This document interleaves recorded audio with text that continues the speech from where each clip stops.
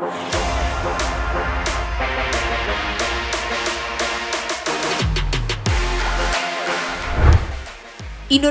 dapat dikatakan sebagai negara yang gemar menaturalisasi pemain.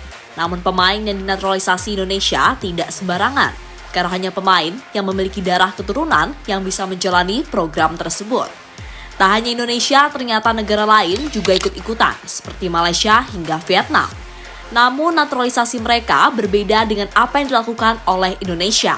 Sebuah perbedaan yang seharusnya bisa dimanfaatkan oleh Indonesia. Lantas perbedaan apa yang dimaksud? Berikut ini adalah jawabannya.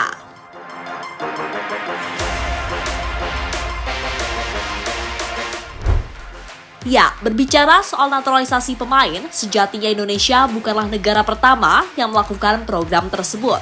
Karena sebelumnya sudah ada Singapura yang gencar menaturalisasi pemain. Periode itu terjadi pada tahun 2004 hingga tahun 2015 saat banyak pemain dari Eropa yang memilih bergabung dan membela timnas Singapura. Hasilnya, negara Singa itu mampu meraih beberapa prestasi, diantaranya adalah menjadi juara Piala AFF. Namun program itu tampaknya sudah berhenti, karena Singapura akhirnya memilih untuk tetap mengandalkan pemain asli. Dan pemain naturalisasi sebelumnya perlahan menghilang karena tergerus dengan usia yang semakin tua.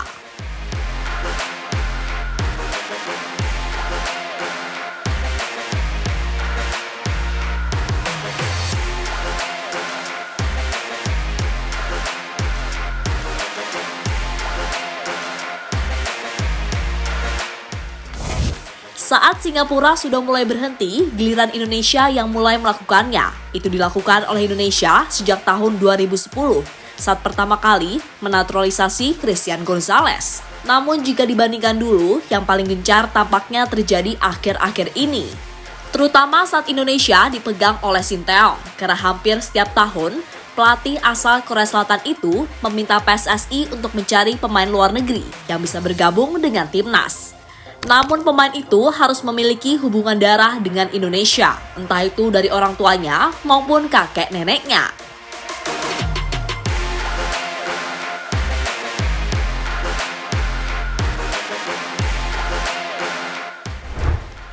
Untuk memenuhi kebutuhan tersebut, PSSI langsung membentuk tim yang ditugaskan untuk mencari pemain keturunan di Eropa. Soal ini tampaknya mudah, karena ternyata ada banyak pemain keturunan yang bermain di benua biru. Levelnya pun bermacam-macam, ada level biasa-biasa saja hingga level yang sangat tinggi, yakni Grade A. Sehingga dengan begitu, hal ini menjadi tugas PSSI untuk membujuk pemain tersebut agar mau membela timnas Indonesia.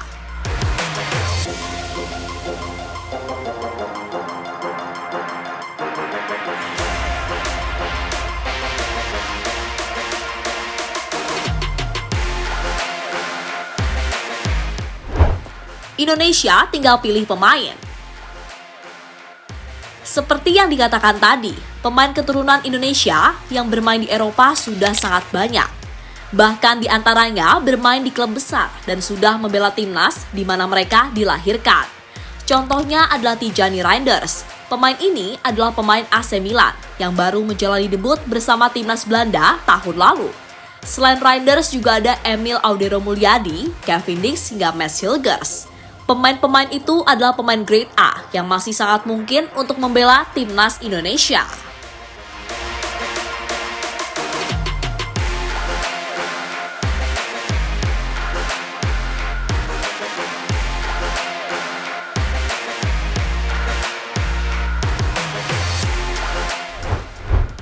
Malaysia iri dan mau tiru cara Indonesia. Apa yang dilakukan oleh Indonesia ternyata menjadi perhatian dari Malaysia. Itu terlihat dalam sebuah akun Instagram yang mengatakan jika Malaysia akan meniru langkah PSSI untuk mencari pemain Grade A. Sayangnya soal ini akan sangat sulit dilakukan oleh Malaysia, karena pemain keturunan mereka yang bermain di luar negeri jumlahnya sangat terbatas. Mungkin satu-satunya cara yang bisa mereka lakukan adalah menaturalisasi pemain yang saat ini bermain di liga mereka. Sebuah langkah yang selama ini sudah Malaysia terapkan dalam menaturalisasi pemain.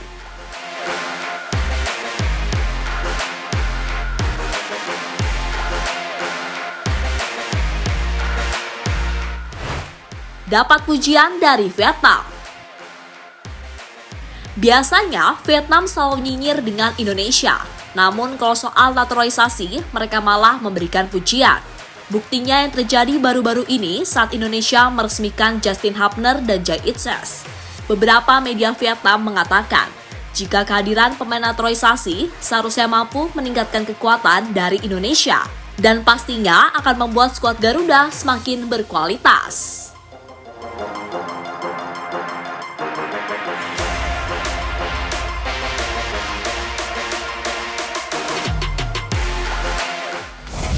Perlahan skuad Indonesia terbentuk.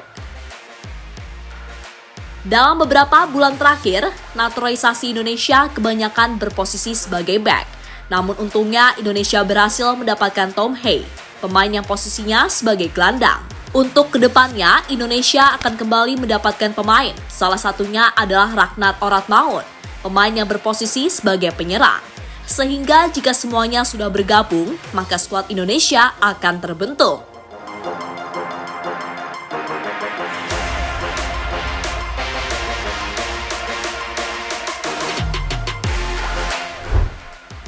Menunggu taji pemain naturalisasi. Mungkin saat ini hanya Indonesia dan Malaysia yang gencar menaturalisasi pemain, sehingga menarik dinantikan seberapa pengaruhnya pemain tersebut terhadap kekuatan timnas masing-masing. Terutama bagi Indonesia, karena sejauh ini dengan adanya pemain naturalisasi, prestasi yang didapatkan oleh Indonesia masih terbilang kurang. Kurang di sini karena belum pernah menjadi juara Piala AFF, salah satu turnamen bergengsi di dunia.